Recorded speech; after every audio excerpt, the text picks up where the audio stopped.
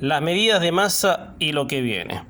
No ha dejado mucho de relevante el discurso que dio el ministro Sergio Massa anunciando el paquete de medidas económicas, pese al espamento que se armó en los últimos días antes de este supermiércoles que dejamos atrás. No hay nada nuevo bajo el sol.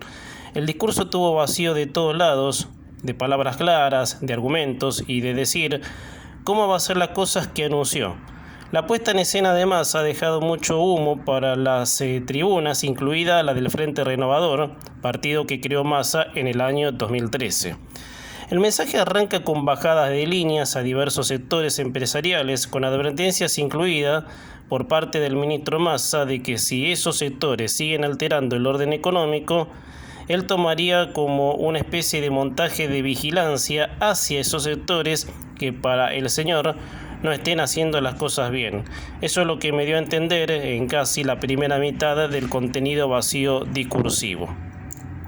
Massa trató de quitarle relevancia en lo que estos días implicó su figura política. El mismo martes, cuando dejó la presidencia de diputados, fue poco menos que una ceremonia emotiva con emociones, sentimentalismos.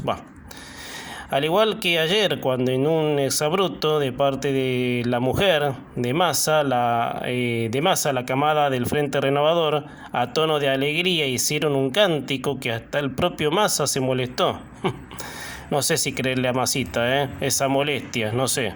Massa en estos días se está volando en una de sus mejores nebulosas. Pero quiero detallar los 4 puntos a los cuales Massa hace mención y tratar de enlazarlos con la realidad. Son los 4 puntos fundamentales de las medidas. 1 es el orden fiscal. 2, sostener el superávit comercial. 3, el fortalecimiento de las reservas. 4, desarrollo con inclusión social. Bueno, uno puede decir que cualquier ministro quiere un superávit, un orden fiscal, un desarrollo. Pero ¿qué pasa cuando la matriz del sistema no da? Veámoslo. El sistema que viene llevándose a cabo en Argentina es completamente contrario al desarrollo del país.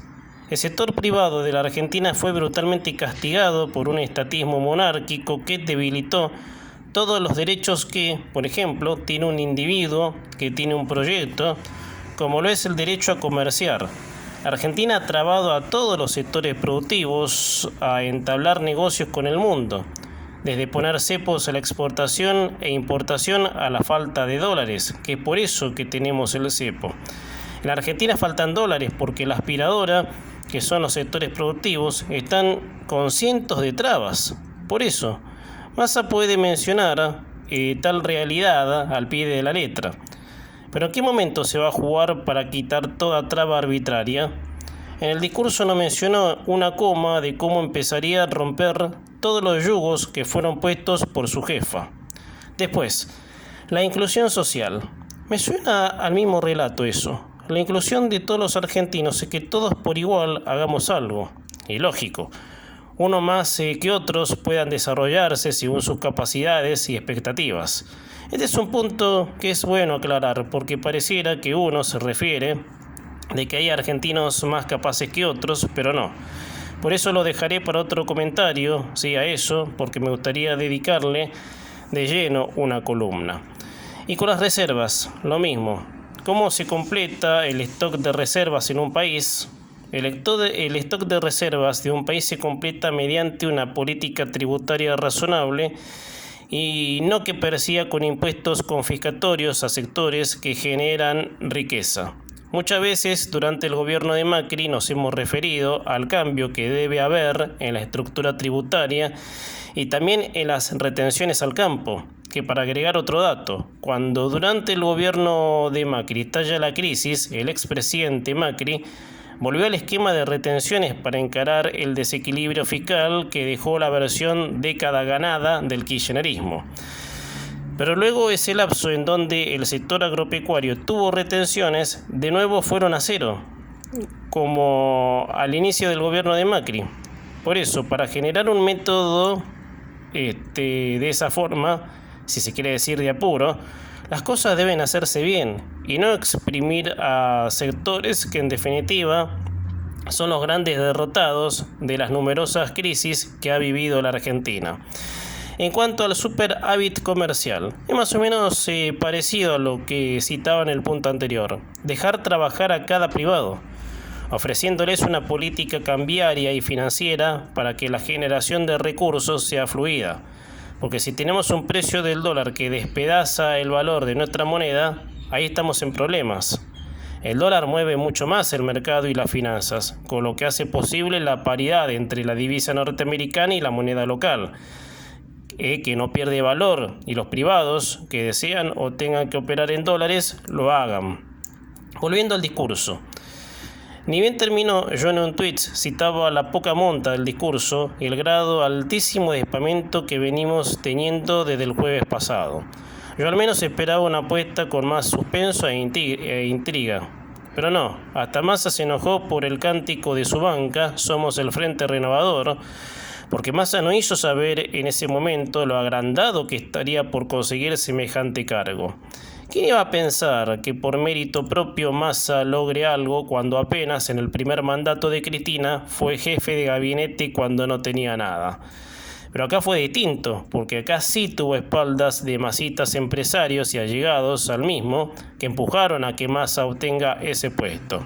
Ojo, si a mí me preguntan o me pidieran que me explaye más sobre el punto, yo esperaba que Massa tome el rumbo definitivo, y no lo hizo. Por lo que en un comentario yo anticipé que era posible que Massa fuera una especie de chicle con gusto por unos minutos y después ya no tenga gusto a nada. De eso hice referencia cuando la semana pasada los mercados se calmaron y pareciera que había una gota de esperanza en la espera a lo que sería ayer. O que Massa sea puro humo, que es a lo que me incliné y más que seguro que doy por afirmado, Massa es del cristinismo. No se engañen, por favor.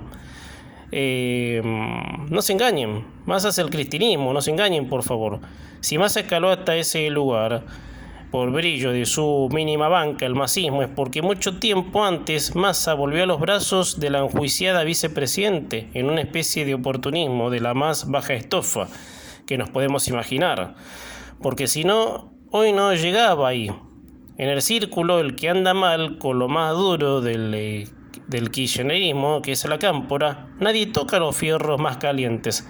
Si no, miren al humillado presidente, cuando se quiso hacer el vivo con su mandante, terminó colocado en su lugar poco menos que de los pelos por la cámpora.